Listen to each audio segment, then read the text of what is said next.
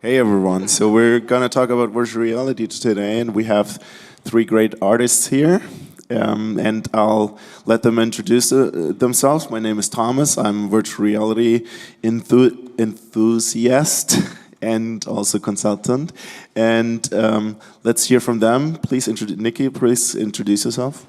I'm Niki Smit. I own a foundation called Mono Banda Play, and at the moment I am collaborating with Owen Harris, who is an Irish game designer on a game called Deep. And Deep is a virtual reality meditative game that you control by breathing.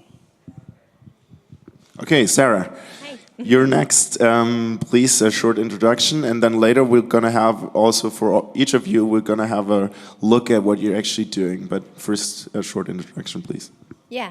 Hey, I'm Sarah. I'm from Hamburg, from the VR Nerds Collective. We do different stuff regarding VR. So we got this VR news blog and stuff like that. And what my project is, it's Lucid Trips. It's also exhibited in the other area here.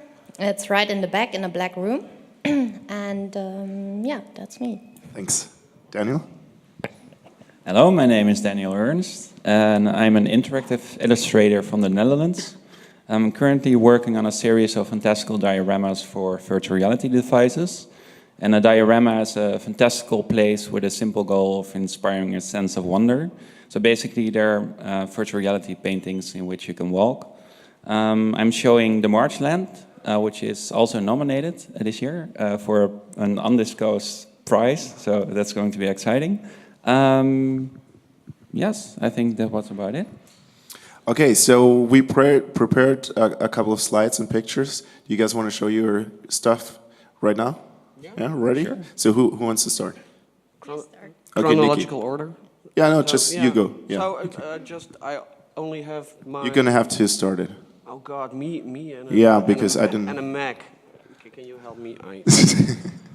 Like... My hands aren't Deep teaser, physically there we long go. enough to... Okay. We'll just show just enough of it to get an idea.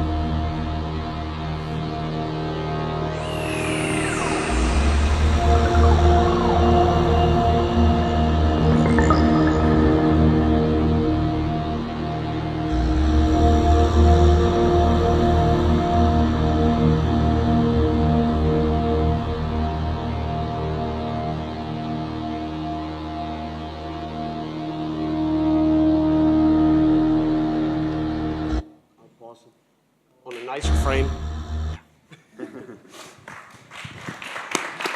Thank you. So just a little short explanation. As you can see, we made our own sort of breathing controller that you strap around your midriff. I don't know if any of you have ever practiced yogic breathing, but if you have, or if you've done singing, or if you've been in therapy, chances are you know that this breathing technique of breathing through your belly is a really good way to calm down, to connect your body to your head again. It's clinically proven to just be very healthy. So we are trying to make a game here where firstly, we just want to make a beautiful sort of poetic sanctuary, a quiet, serene game you can play at the end of the day when you're stressed and wind down in. But secondly, if we are already trying to do that, why not do it really well and incorporate the body? So that's the reason we chose to control the game by breathing, because that way, you know, playing is learning, And by playing the game, you actually start to learn these really valuable breathing techniques. So, yeah, that's it. So just one additional question to it, and then we go on with the next one. You said you learn the breathing techniques. Are there actually instructions, or is it just by by experiencing it? No, we purposefully avoided instructions and stuff because, like, what we want to avoid is that we fit mode. So there's already a lot of health apps out there. There's already a lot of that stuff that's focused on being healthy, and most of it is just feeding you back your numbers, like, good, you breathe it in and out this many times successfully, and that does not help to get you into a calm meditative state. Playing does, you know, on every level there's this feedback loops that sort of gets you into this concentrated state where, so we thought, again, playing is learning. If we do a game where with every action you do in the game, you are actually making a sort of small but healthy impact on your body, that's the way to go. Okay, thanks. Okay, let's have a look at Lucid Dreams. Lucid Trips? Trips, sorry. Lucid Trips from Sara.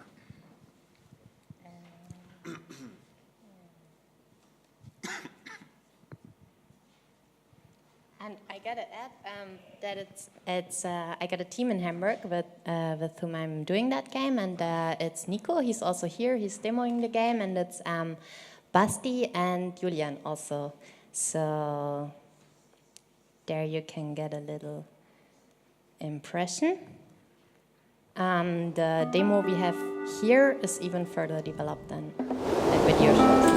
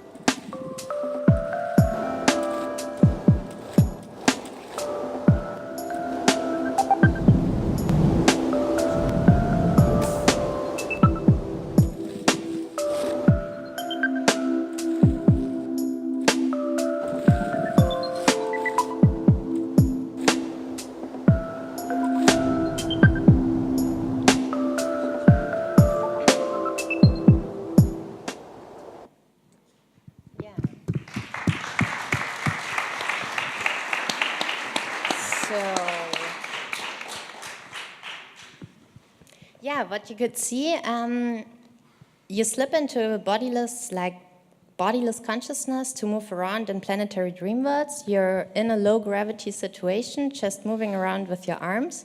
So we developed a quite experimental locomotion method to move around very freely, most intuitive.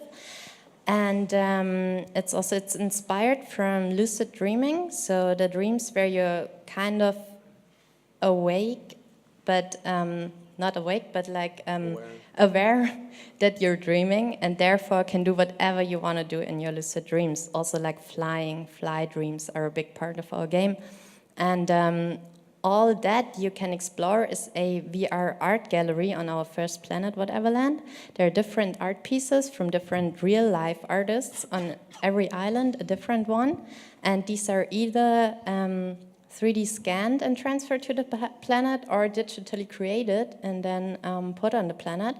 And after solving a little quest with this art piece, you're also able to get it 3D printed. So we have this like combination from the real world through the virtual world back to the real world to like get something from your trip, bring back something from your trip. Okay, so obviously for the audience, it's the best way to experience these things is to try them out in virtual reality. Everything we tell you here is not going to be the same experience as trying it out. But of course, I have a question for you too. So you're showing artists in there. Is it meant as a gallery that you will expand over time, or is it a certain set of levels?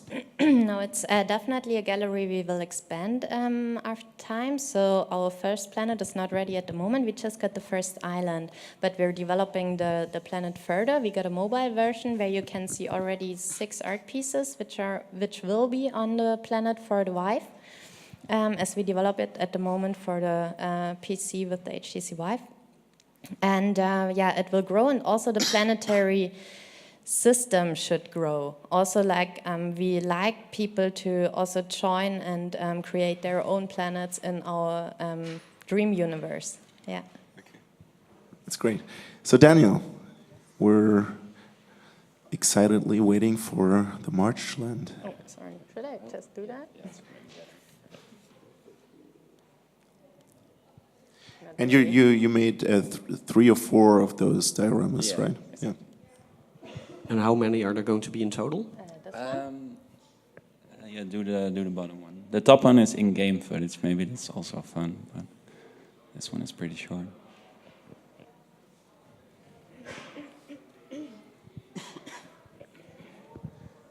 So this is just a teaser. And what you're seeing here is the table of contents, which are all of the dioramas I have. And you can visit them through this hub.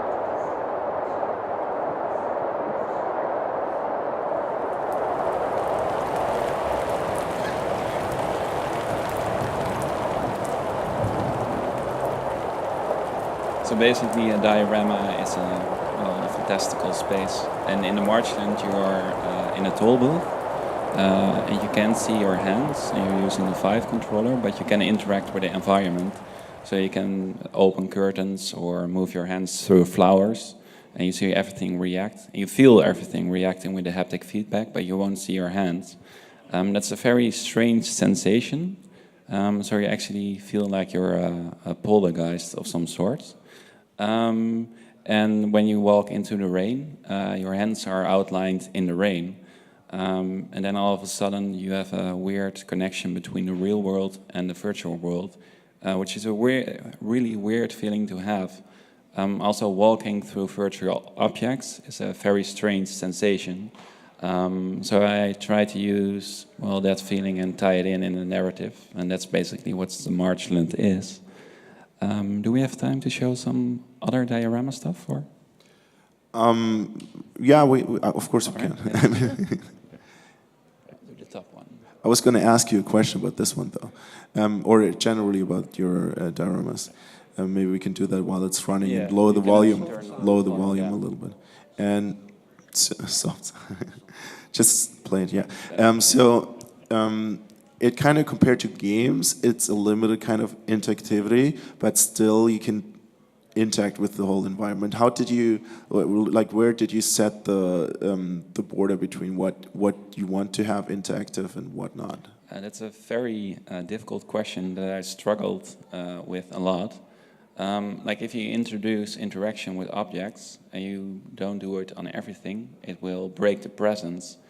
So I kind of solved it by making you feel like you're a ghost. So you can't really pick up objects, but you can influence them. So that limits the, the expectations of the user. But yeah, still, every diorama I try to do something like with interaction, but in a subtler way. I mean, games are very good in reusing interaction throughout the whole game, and that's fine. But if you introduce too much interaction, you also don't feel, well, it's harder to be immersed. And then you get a game instead of like a, relaxing experience, which Niki probably can understand, or Sarah. And for me, that's like one of the most important and special things to feel in virtual reality.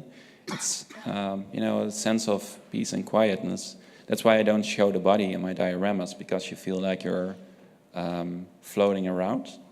You're not really there, but you're also not really in the real world. And usually it takes a couple of minutes before you reach that magical moment. Yeah, you do have the advantage of being a ghost, and through that metaphor, you kind of, at least I felt that way. You want to explore what kind of interactivity can I do and what not. So it's a little easier than with other things where you really want to interact with everything. Yeah, but it's very dangerous still because it is. Yeah, it's a very narrow path to take. It is. So. Yeah, that's always a tricky balance to strike. So, how are you dealing with that? The interactivity in your demo, because it comes, as if I understand it correctly, yours I didn't get to try it. It comes only through the breathing, but it's still a way to control your camera in the game. Yeah. So the controls, if you will, are really simple. It's just where you look, that's where you're going. So you control your total direction in 3D freedom just by looking around. You have an automatic forward sort of momentum, so you're always moving forward. And you additionally control your buoyancy by breathing in, filling your body with air, just like with real diving, going up, exhaling, going down again.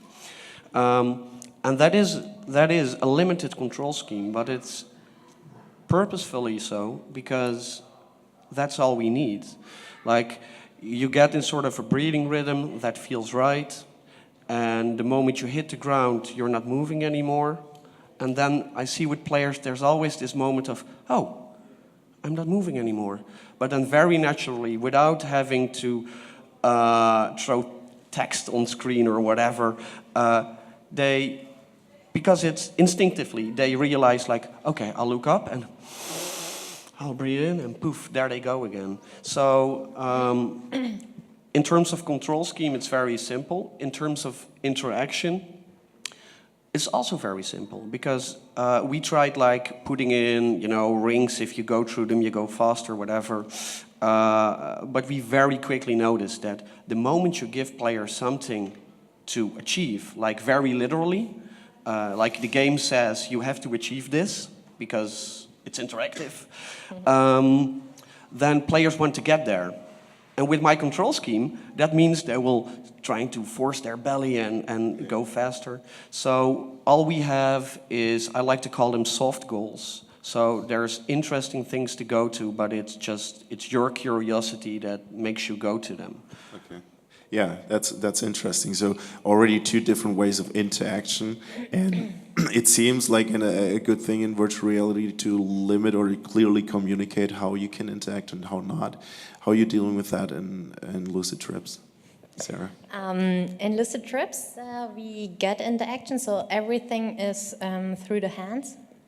So we do all interaction as well as locomotion with our hands, so we can touch things. We also we want to touch things as we want to explore our surrounding. We grab things, so we collect different items and put them in our inventory, and then also hide them again for other users who should interact with the world. And also when we walk over the floor, you got these grass, this waving grass, and when you walk through it, you get that interaction feedback as the grass is bending over and turning and starting to glow, so that you definitely know where you touch the ground, what happened, because feedback for the interaction in the virtual world is really, really important.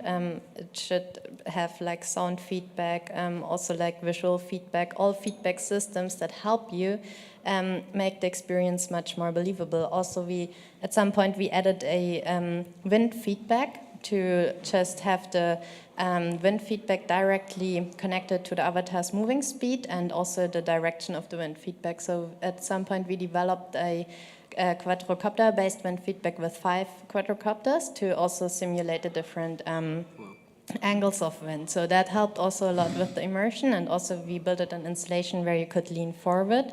We had that last year at the Maze, but now we didn't bring it. And as we're now preparing for launch on the Vive. Yeah, but I think interaction is definitely a really important point. And what also came to my mind when I was listening the game from Old Cami Labs, Job Simulator, which is really popular. There it's so popular because you can do everything. You can just interact with everything. You can like pick up the phone, you can type in stuff in your computer, do a password, something like that. And yeah, I personally think interaction is quite a thing in VR to make it believable. And you get great feedback and funny feedback. That's a whole important part of Job Simulator. Yeah. If I can chime in on that? Yeah. Like you're saying, a lot of feedback is a lot of interaction is important.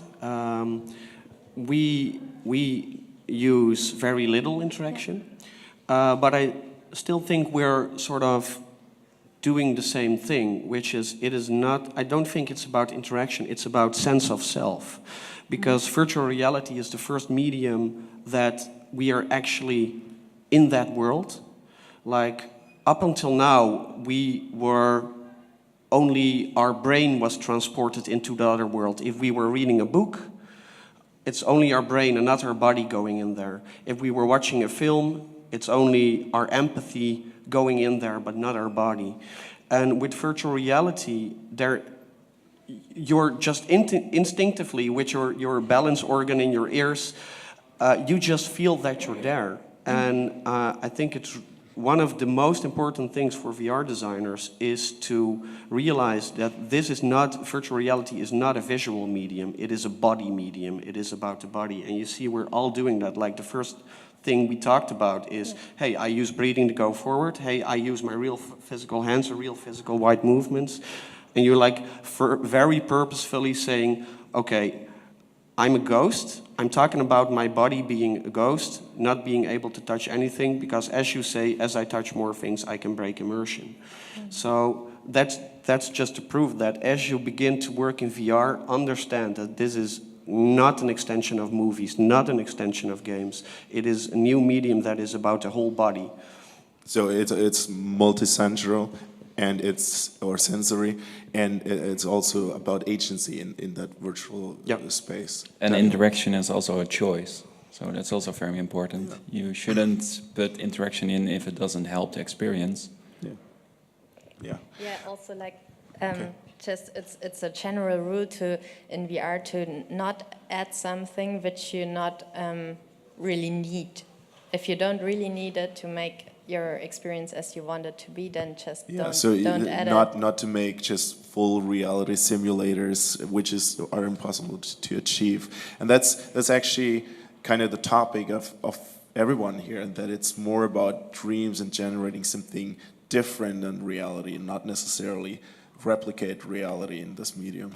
So first I want a short answer from everyone, just to get an idea of what are you in for with virtual reality? Like discovering the medium? Is it actually selling a product? Is it just the art of it? What's your motivation to do this? You can just all give a short answer. I'm not going first. I'm going first. Yeah, okay. So, Let's start with Daniel this time. Getting filthy rich. That's it. Very simple. No, well, it kind of depends. I've been doing this for 3 years, and my motives have changed a little. But still, with every diorama, I try to, explore a new part of things. So, for example, blocked in, the one with the Tetris blocks, I explored how to do audio. Positional audio is very important because it also helps the spatial awareness, or how to do textures, because if you have repeating textures, that will also break the presence. Like if you look at the walls, every wall is different. You kind of notice it subconsciously. In Gottlieb, the one with the chairs, for people who visited Amaze 2 years ago, I had an installation running here. And there I try to incorporate interaction and tie it together with a story. And the Marchland is, a natural progression on that. And my next diorama is going to, be even bigger than that. But I don't think you probably won't start in virtual reality if you're in it for the money, because you probably won't be making money until like 3 or 5 years in the future. So you really have to have a passion for it, unless you're an advertisement agency or something, and it doesn't really matter. Those kind of people kind of ruin virtual reality for people who have the best, in for it. I hope I don't insult any people here. But. Well, I do also work for industry. I do, Just kidding. I do have a background of having an indie game company for 7 years, so Right. I think I understand both sides. Yeah. And I wouldn't go as far as just they ruin it. I mean, come on. But let's stay on the topic here and let Sarah give an answer. What's your motivation? My motivation, yeah, I love VR. I just love the medium, and I'm a person. I think I'm very sensitive to immersion. I get really immersed even in a movie or like on a film, and it's just for me when I put on the Vive or any other VR headset in the past. It's just like, wow, it's there. I'm experiencing another world, another stage of being. It's just I'm making so much. I'm getting so much impressions and so much like experiences from VR that I don't want to miss in my life, and that I want to like experience much more. And even like yeah, having the dream worlds and the real worlds and all these in between worlds, like experiencing that and just widening my horizon. Yeah. Niki. What was the question again? Your motivation to do VR. Oh yeah, I think just discovery. As I said, I think it's a body medium, and all the work I do is centered around human expression, play, not only a human as a bunch of eyeballs and thumbs, but the whole body. And I think VR is finally sort of the gateway drug for interactive media to cover more of that spectrum of human expression. Like, there is so many beautiful things to be experienced in games, but they are all within a certain small spectrum. You know, where are the games that are about screaming on top of your lungs, about the melancholy of standing in the rain on a sort of sad, melancholic day, like Daniel's experience is. You know, there was no way before to really grab these beautiful feelings that we sometimes also have in real life, but now in a medium can put into a story or make bigger or whatever. And so I think my next project will be something totally different, but for me it's about sort of seeing where this medium goes, because it's definitely not an extension of film and games. You know, it can be used as that, but I think that's not its most important thing. Yeah, it seems to be kind of similar for everyone here, that it's just such a magical moment to experience this new medium that it just sparked all of our curiosity, and we just want to keep digging and discovering new things. So, like looking at some of the methods we can use in this new medium, like for example, thinking about space. I mean, it's a lot about space, because that's one of the differentiating factors, and we could do something with which isn't like actually the Euclidean space, like altering space, how it works. Do you think about these things? Are you experimenting with it, and how? That would be interesting. Yeah, well, I'm experimenting with how you interact with the spaces. Like my next diorama, well, it's a bigger diorama, and you're visiting a very messy office with like lots of books and stacks of books, and you know, you have to find your way through the cubicle maze.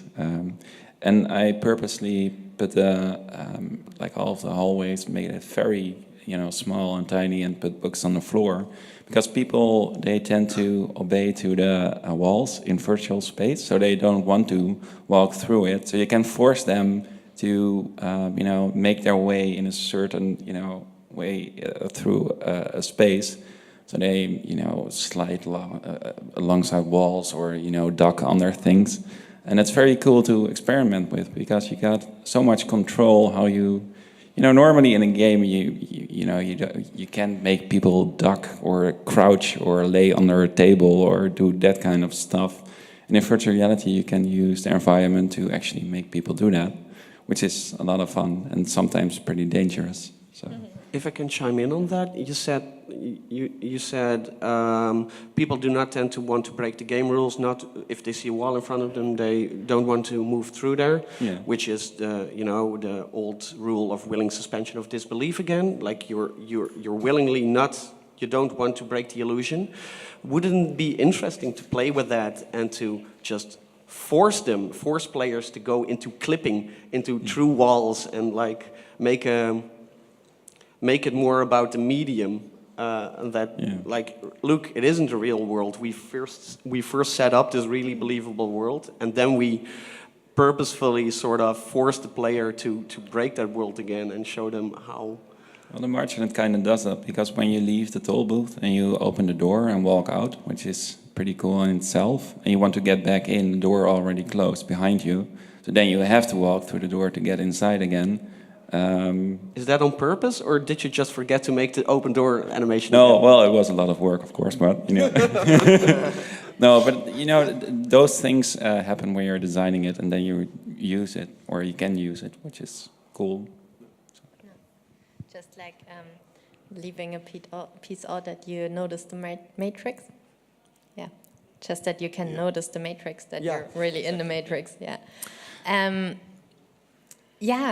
For me, it's a lot about spaces, but it's also a lot about perspectives. In the last time, I thought a lot about perspectives, even more than spaces and rooms in general, because I think that's really a potential of VR, to just get into another perspective of a situation, of things, just to solve things in a different way. And also what I meant before with widening your horizon. I think there are a lot of problems between people, just with the bare thing that they don't understand each other very well. But if we now have the opportunity to actually slip into another person's perspective and live through their eyes or see something through their eyes, I think that's a real potential, which like also keeps me going and keeps me fascinated. And you see, people that do that kind of stuff, they leap onto it. I've just done 2 big film festivals, and in both settings you see that the documentary makers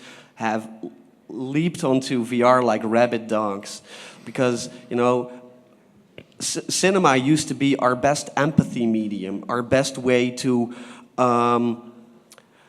understand another human being, you know, to make sort of a shortcut to, hey, that's what their life is about. Crappy, huh? Or whatever.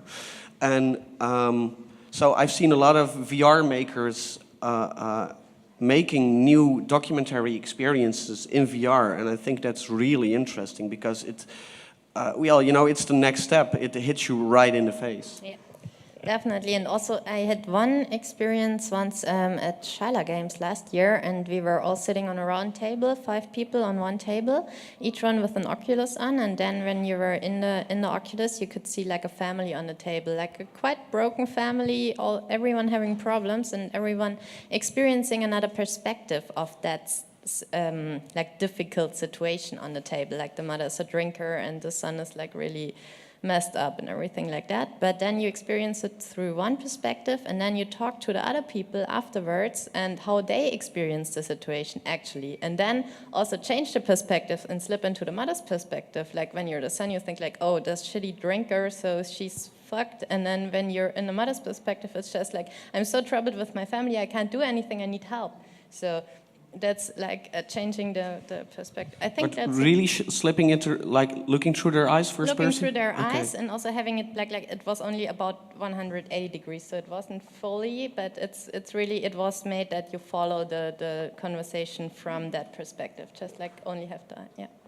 So that's you also mentioned Matrix. It's kind of touching philosophical topics like constructivism and who am I and what's my perspective in this world? Is this really reality that I'm living in? And all those layers that can't be opened up. Are you doing stuff with? Are you experimenting with that, or are you reading up on philosophical stuff to use it in your experiences?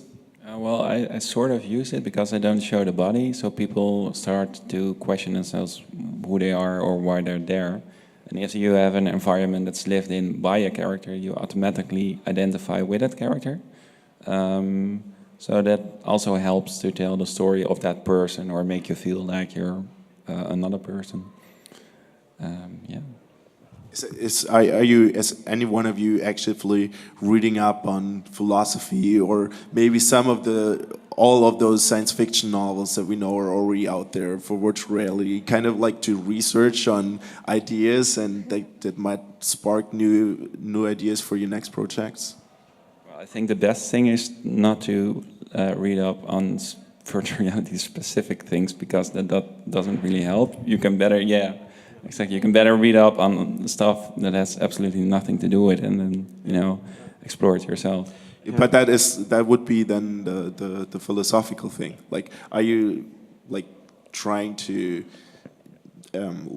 like look at what has been written in philosophy about reality and things like that, or is it just since you always like kind of thought about these things?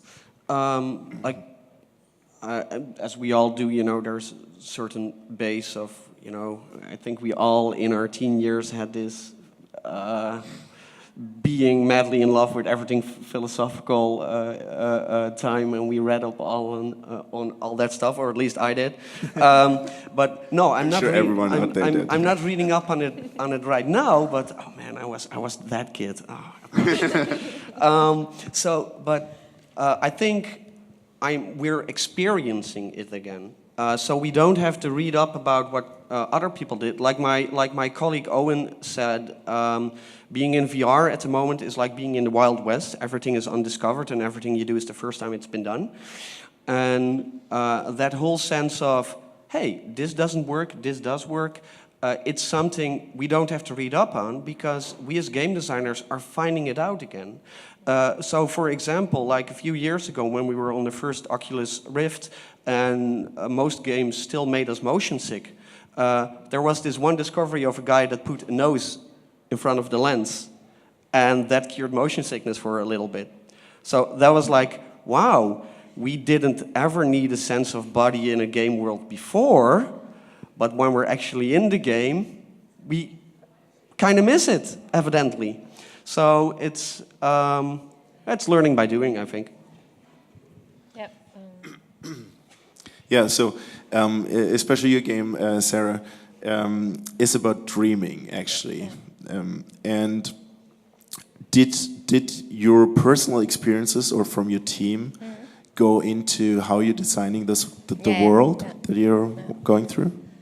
Yeah, definitely. It has a lot to do with how we ourselves experience virtual reality and also dreams. That is true also the fly dreams, but it's also like during the whole process when you develop a VR game, you kind of make your senses better for the real world. So since I deal with virtual reality, I'm experiencing the our reality here. I don't want to say real reality because that's not it. This reality kind of in another way. It's just like more research every day than just like walking through it kind of blind. It's an example at the moment we're dealing with wind sound to make the wind sound really believable, and that's why we think of, okay, how is it with the spatial sound when you move your head like this and like this, it changes, and we thinking about like just recording it directly in the ears like with a head or something and go to different spots to record different wind sounds, because it's just so important to like kind of bring all that stuff which you find important for believing your reality here, bring that into VR. So, yeah. So it's a balance of somehow making it believable, but not necessarily making it a reality. Like yeah, and also just like experiencing reality in a different way. I think that's also like Niki said. It's not really reading philosophical letters or something, some books. It's more like we're in the process of experiencing it for ourselves and just like how we need it in the VR. Yeah. But still, I'm a huge fan of Snow Crash, I have to add. I love that. So VR there is some reading going on here. Yeah. So are you looking at a lot of the other people's works? I mean, Daniel, you kind of said, I would rather not read up on the stuff again because I just want to experience it myself. And so are you looking at what the other developers are doing for inspiration? Or? Sometimes, but then I rather play or experience stuff that's a little bit farther away from what I'm doing, or else I will, make myself mad. Yeah, so I love all of the stuff where there's a lot of interaction because I don't do a lot of interaction. Yes, I do play other stuff, but only if it's not, nearby what I'm doing. Okay, I'm gonna have to do one round of this every one of you saying their favorite virtual reality experience right now. Besides, of course, your own thing. Okay, it's a tough question, I know that. Or if it's not your favorite, then one that you can really recommend. It's a really good one. I know the pressure of saying that's your favorite, but... I like Deep and Lucid Trips. No. That's not how we do it. Oh. No, please mention with something that's not on the panel. At the moment, I played a demo, which I really enjoyed.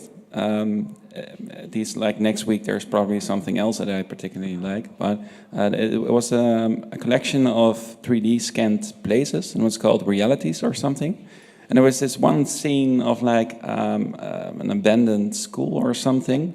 It's so amazing. It was like 3D scanned until you could even see the little wires in a broken down television, or you see the wall crumbling and the little stuff on the floor. It was so amazingly detailed, and it was all like perfectly realistic. Like the only thing that distracted from believing it was completely real was the anti-aliasing problems, and that was it.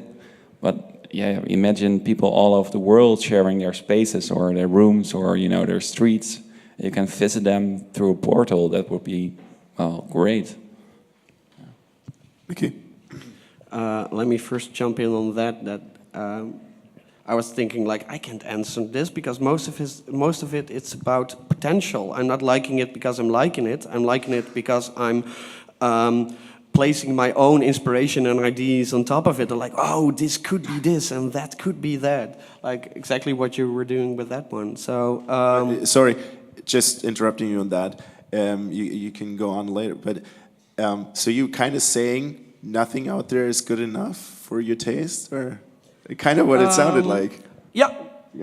No, I think okay. I think because I'm making it myself. That's also what makes the question so hard to answer. Because I'm making it myself, I don't have an objective view anymore. So I look at everything at, okay, so that's like I said, it's the Wild West. Everybody is doing something new, and everything you see is like, wow, this has potential to be this. Wow, this has potential to be that.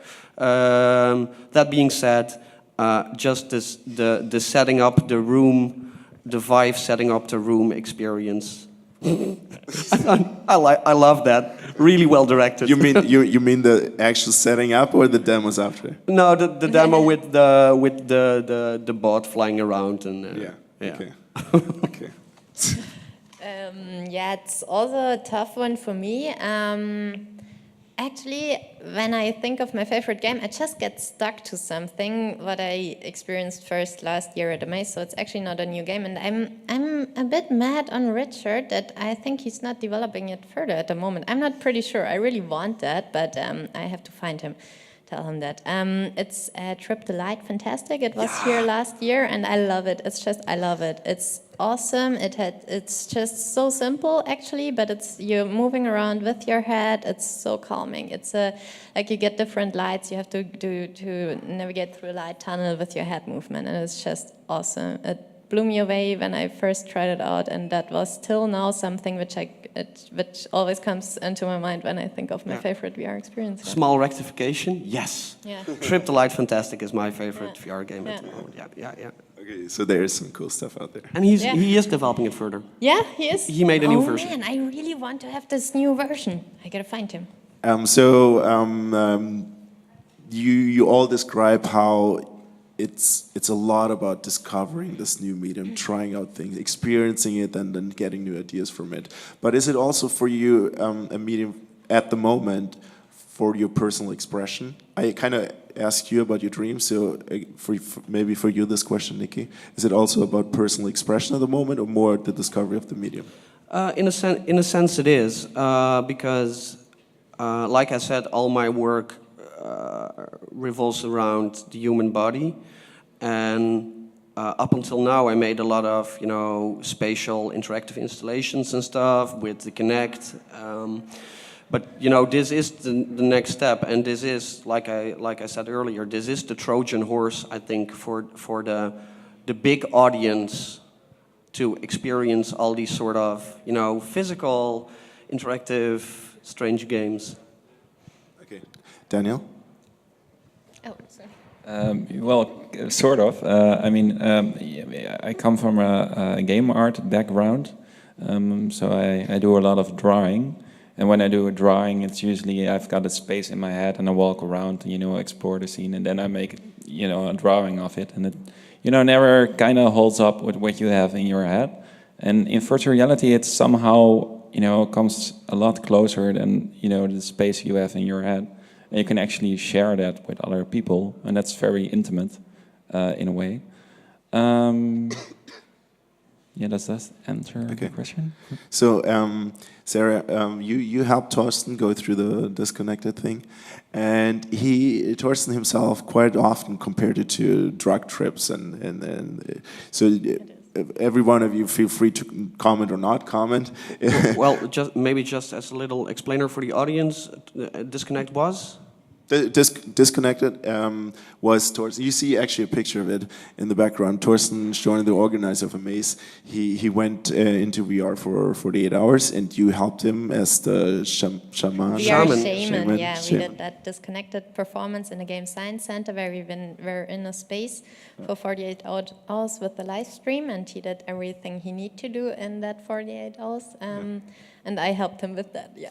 Yeah, but I didn't want to extensively go into that disconnected exhibition because I'm sure a lot of people already know it, but just the aspect of drugs and drug trips, and there's some similarities to virtual reality, at least possibly.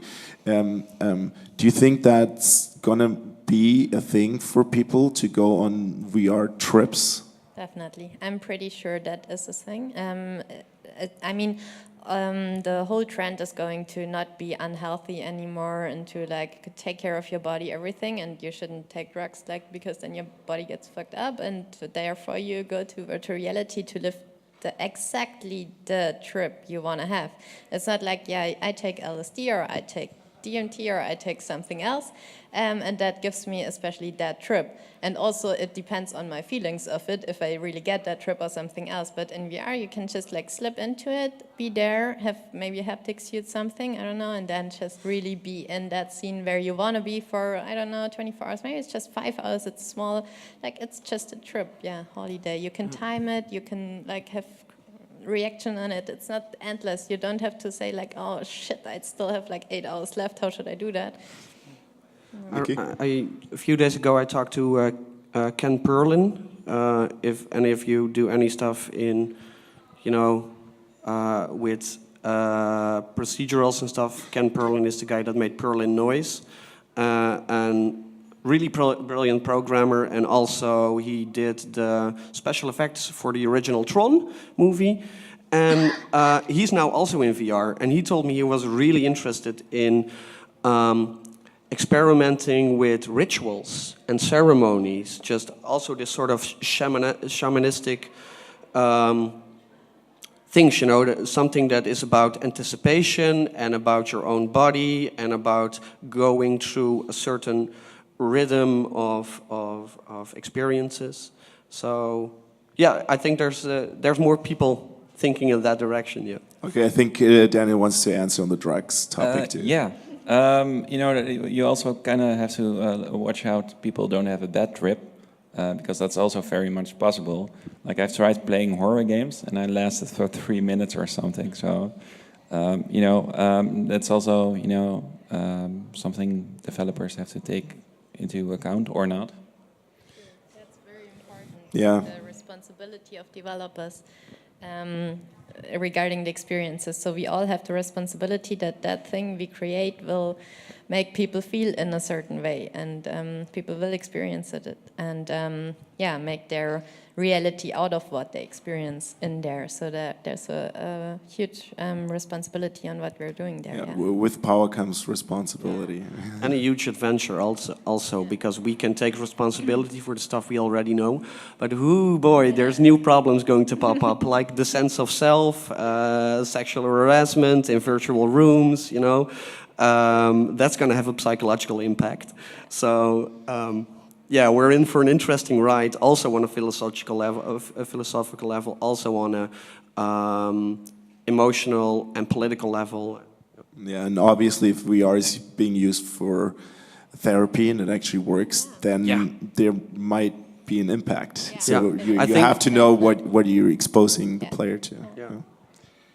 So we're soon running out. Let me check. We still have 10 minutes. Could I say a little thing about the therapy stuff? Yeah, you can. Because I really think that's important. And like we started making deep and being arrogant designers, saying this game will make you relax because you breathe through your belly. But we are designers. We are not neuroscientists or behavioral therapists or whatever. So we are now working together with the Radboud University and this brilliant behavioral scientist that is like, okay, this you're doing right, this you're doing right, this you're doing wrong, tip, tip, tip. And that helps so tremendously to have someone that, it's Dr. Isabel Granick, and she is, she's very uncommonly for a scientist, she's really into games. So when I met her, I was like, okay, how am I going to pitch deep to her because I really want her opinion on this. And she walked in and she had a Journey sticker on her laptop and said, oh, I think I'm fine. But I encourage everybody that does something on a behavioral level with VR to actively make connections with the people that actually know about that stuff. Because they're out there, they did educations for it. It's, there's a lot of research already been done, and you don't have to invent the wheel all over again yourself. So there we have it. So it's not just keep to yourself and only discover everything for yourself, but I think it's actually a lot of other people said that, and Julie just said it in an interview that we had, that it's also about the one of the cool things, the openness, the exchanging of thoughts, the whole community around virtual reality really being helpful to each other. I think that's really a great thing. So for you mentioned something like a haptic suit, not so much asking Niki right now because he kind of does installations, but how frustrating is it for the two of you because you're kind of making end consumer. I mean, you're also doing exhibitions, but it's also targeted as the customer hardware, and you're limited by that. How frustrating is it compared to like what could be possible with everything? On the other hand, it can help you design things if you have constraints. So what do you think about it, Sarah? Yeah, for us it's it's a thing that at some point you put so much money into the process of developing that game that you just have to earn some money at some point, and we're doing quite little adjustments because actually the Vive, that consumer product that came out, was the best thing that could happen to us because at the beginning we were with the DK1 and the Razer Hydra and then the DK2 and the Move controllers, and everything that wasn't perfect. So we also tried all that custom controller thing, and we're really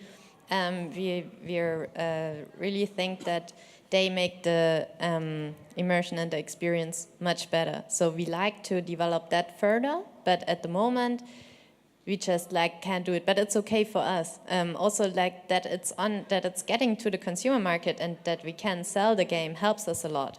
So it's not only frustrating that we can't go for the cool stuff and the more immersive stuff and everything, but also just that the setup is there with the hand controllers and the head mounted display. That's already a big step forward to us, and also that we can potentially sell our games through that platform for that medium is also helping us a lot in just financing what we do.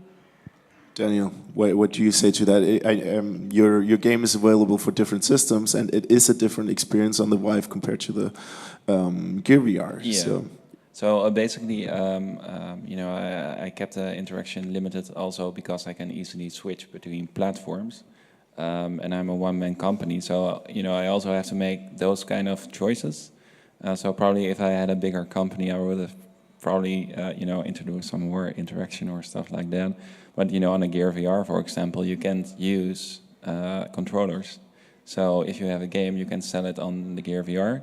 And you know, now there are just not a lot of people around to sell stuff to, which is you know, understandable. They're still quite expensive, the HMDs. I mean, the Google Cardboard is very you know, cheap. You know, even in third world countries, they can have, you know, the Google Cardboard, which is also a very interesting audience to target, of course. So yeah, my experience can be downscaled or upscaled pretty easily, which was you know, a choice. Okay, so I just recently read this thing about the developer Frozeneye being like flamed for on the Steam forums for charging I think it was $5 for the experience, which was only a 2-minute animation. Do you think there might be problems with what players expect at the moment from this technology, especially with expensive GPUs usually being sold for the next Call of Duty and things like that? Yeah. Are the play expectations, do we need to be careful with adjusting the play expectations? Well, it's always difficult to, you know, there's a weird relationship between the consumer and people making the games, because, you know, I had huge problems of setting a price for my dioramas. So now I set a price, and people seem to be okay with it because I'm not spammed with angry people. Other people raised the price higher, and people bitched a moan, but they paid for the game. Yeah, it's always, for example, like a diorama. There's a lot of work that goes into it. It doesn't seem like it, and people expect interaction. And interaction for a lot of people is also tied to a price for some weird reason. So if you have a beautifully made environment that took like 6 months to create, they value it less than if you have a cheap shooting gallery type of game. And it's weird, but understandable, because that's usually also how art works, or buying a painting. It's a very subjective thing. It's easier to sell a zombie game, for example. You have a lot of reverence. There are not a lot of diorama type of experiences out there to base a price on or something. And it's also not a lot of fun to have to spend like weeks thinking about these types of questions, but they're very important. And it's still a very complicated question, so that's also probably in a year or something, when there are a lot of games, also the prices will grow together, like the extreme high prices or the extreme low prices. And I don't think you should ever give games away for free.